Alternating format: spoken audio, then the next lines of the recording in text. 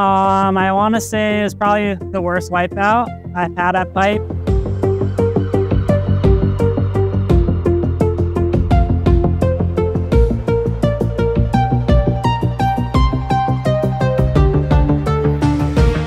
Yeah, the swell was pretty sick today, and the conditions were unreal. Yesterday was a big day, probably like 12 feet outer reefing, wash-throughs, and today was like 10 to 12 foot stackers on the First Reef.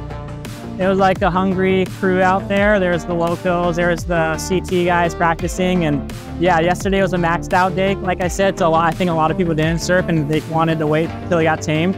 So I feel like a lot of people were more hungry this morning.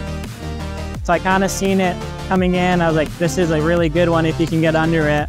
And a couple guys looked at it, and Anthony stopped paddling and he told me to go. So I was like, put the head down a little bit. I looked like a really good wave when it was coming in.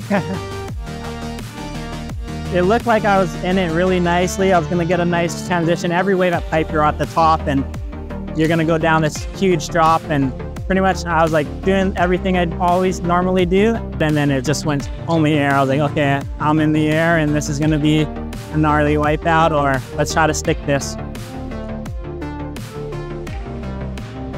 I felt like I was gonna make it, yeah. Never know. Sometimes the ones you think you're not gonna make are the ones you actually little butter landing, and then you come out flying out of the barrel. When I made impact, first thing first, you slap, and the wave had so much energy and double up behind that it pulled me back over the falls, and I went onto my back on the reef. And it was actually the first time I wore a helmet out there.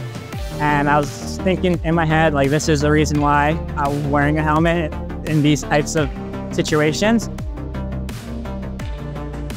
We've seen Kailani's wipeout, and all my friends. Kalal's my best friend. He had a near-death experience out here. No one's more powerful than head trauma. I feel like our heads are one of the most sacred things we have, so we gotta protect them as best as we can.